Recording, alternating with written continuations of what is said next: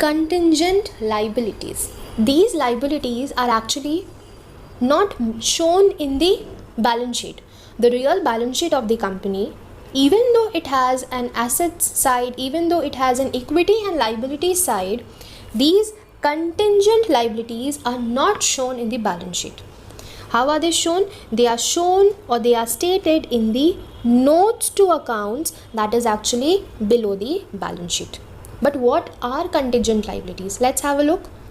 Contingent liabilities are those liabilities which have not arisen, okay, but may arise upon the happening of a certain event.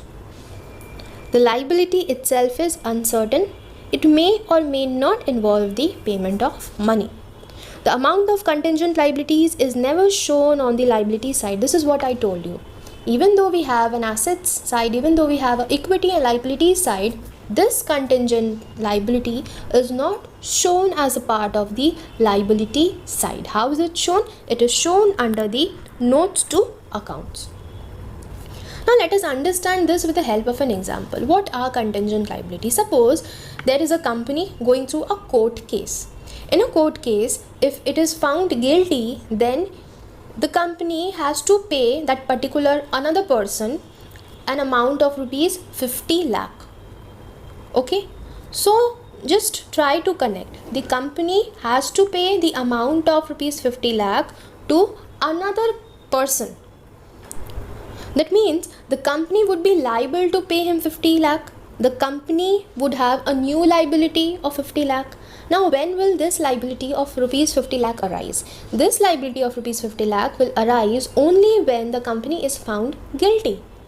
That is, on the happening of a specific event, then this liability will come into existence. Understood? Clear the meaning?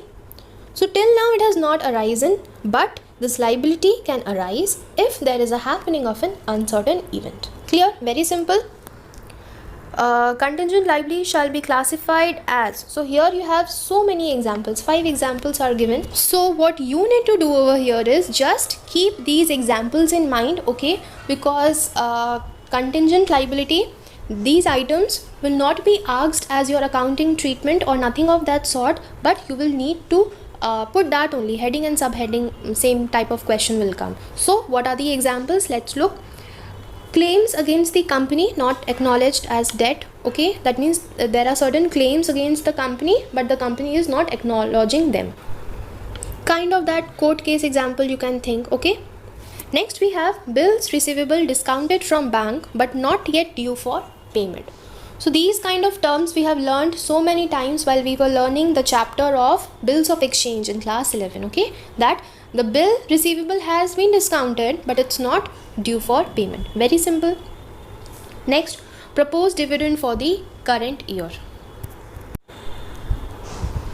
So the company every year, or not every year, in whichever year the company feels, they have to announce some dividend.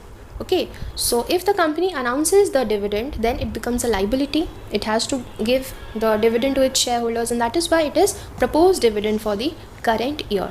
Next, if the company gives any kind of guarantees or other money for which the company is contingently liable.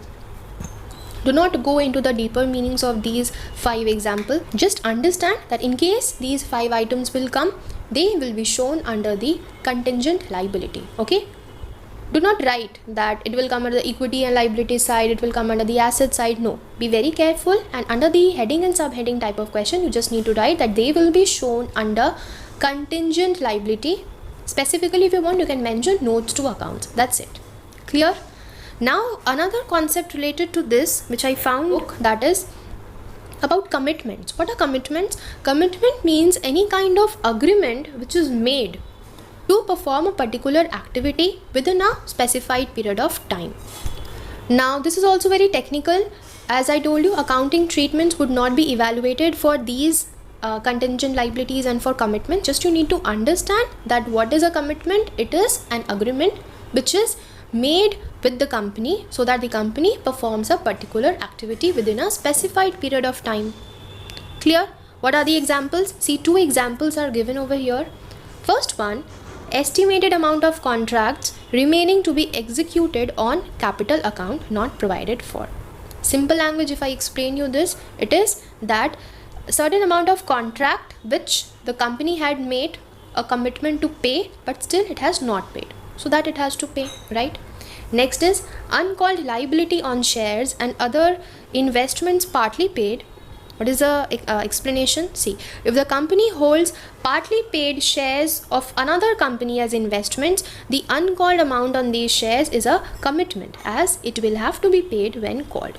Now I'll explain this also in a very simple language. Suppose there's a company and there are shareholders, okay? So the company has till now called only rupees 8 out of the full nominal price, that is rupees 10. So the company has called only rupees 8, but the full nominal value is rupees 10. The company is yet to call the remaining 2 rupees, and whenever the company calls for the remaining 2 rupees, the shareholder are liable to pay. Clear? So that is only you called as uncalled liability on shares. Clear?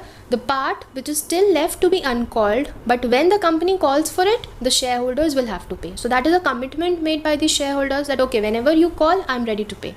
So that is commitments. Clear? Now by this we finish off with discussion related to commitments and discussion related to the contingent liabilities. These two were few small topics which I thought would be necessary to discuss with you, and that is why I have brought here in this video.